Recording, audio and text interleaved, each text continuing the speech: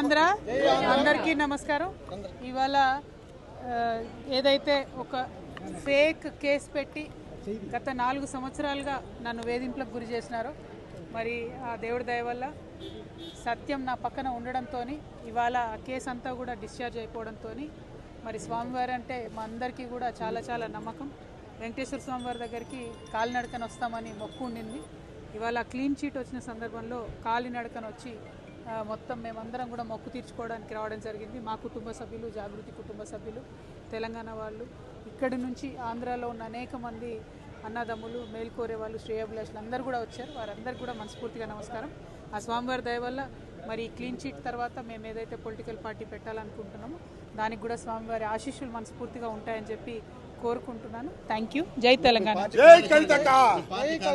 మళ్ళీ చెప్తా 3 o'clock. జై ఆంధ్ర అందరికీ నమస్కారం.